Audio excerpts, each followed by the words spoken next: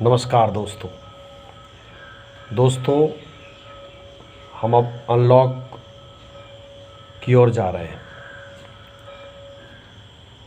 हम पहले 4 चरणों में जो लॉकडाउन किया गया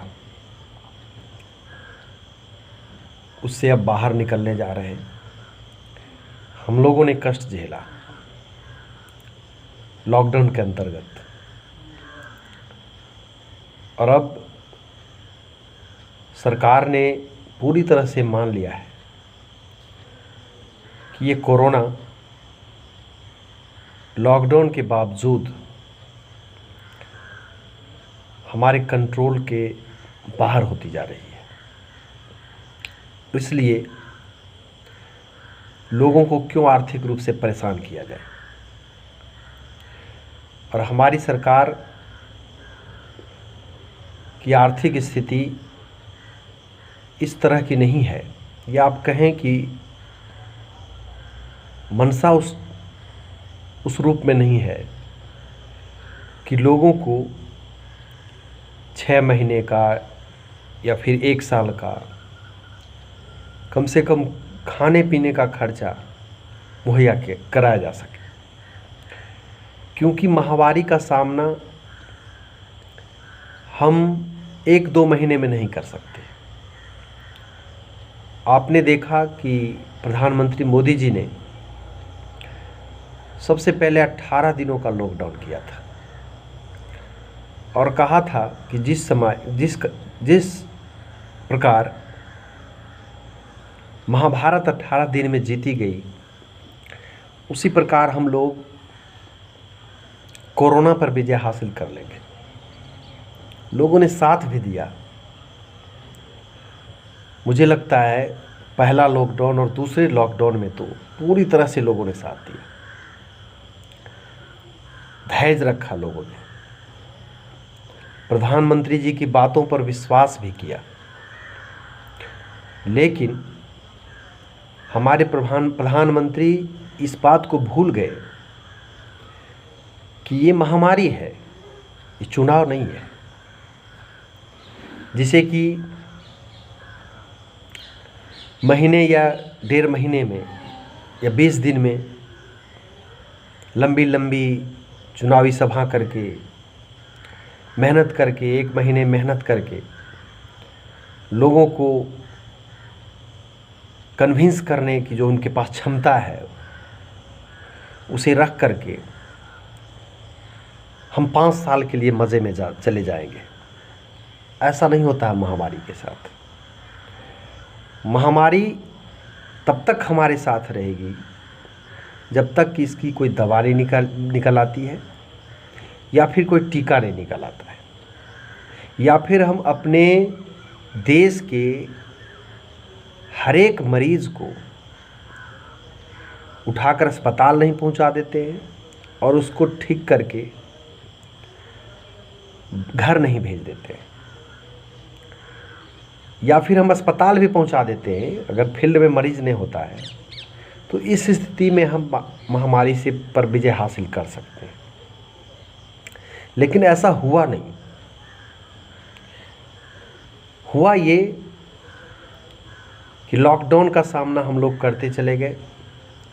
मरीजों की संख्या दिन ब दिन, ये बात सही है कि लॉकडाउन के अंतर्गत मरीजों की संख्या के बढ़ने की जो दर थी वो कम थी और बाद में बढ़ते चला गया। तो जो तैयारी होनी चाहिए था लॉकडाउन का, मुझे लगता है, ये मेरा अपना विचार है, मैं किसी का क्रिटिसाइज नहीं कर रहा हूँ, वो तैयारी नहीं हो पाया, जिसके चलते हम मरीजों को अस्पताल तक पहुंचा नहीं पाए। मरीज फील्ड में रह ही गए, और जब संख्या बढ़ती चली गई तो समझ सकते हैं कि जब आप एक छोटी आंकड़ा लेकर चल सकते हैं कि गांव में अगर 10 मरीज़ है तो उसे ढूंढना आसान है, लेकिन जैसे ही 20 होगा, 30 होगा, 40 होगा, 50 होगा, 100 होगा, तो फिर ढूंढ पाना मुश्किल होगा। तो वही मुश्किलात आते चली गई, हम अलर्ट नहीं रह पाए, हम लोगों की तैयारी अच्छी नहीं रही, जिसके चलते इस रूप में हम कामयाब नहीं हो पाए कि मरीजों को हम अस्पताल पहुंचा दें। चीज़ें अनकंट्रोल होती गई, मज़दूर भी अपना जो पेशेंस था, जो उनके पास पैसे थे, वो अब ख़त्म होने को था। इसलिए दूसरे लॉकडाउन के बाद मज़दूर उब गए, उन्हें लगा कि अब हम भूखे मर सकते हैं, इसलिए लोग पैदल चलना शुरू कर दिए, भीड़ लगना शुरू हो गया। और भीड़, जैसा कि आप जानते हैं कि महामारी को और तेज़ी से बढ़ाने में सहायक होता है, जिस कारण से महामारी और तेज़ी से बढ़ने लगी। सरकार को भी लगा कि अब लॉकडाउन करने से कोई फ़ायदा है नहीं, जिस मकसद से किया गया वो मकसद पूरा नहीं हो रहा है, तो फिर क्यों इसको बनाए रखा जाए।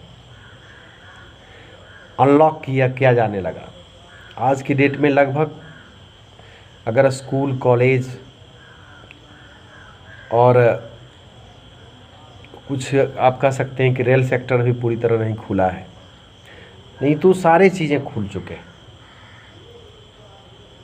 अब लोग आ जा रहे हैं, फंक्शंस हो रहे हैं, भीड़ पर भी कोई पाबंदी नहीं रही है, लोग मास्क का भी इस्तेमाल नहीं कर रहे हैं।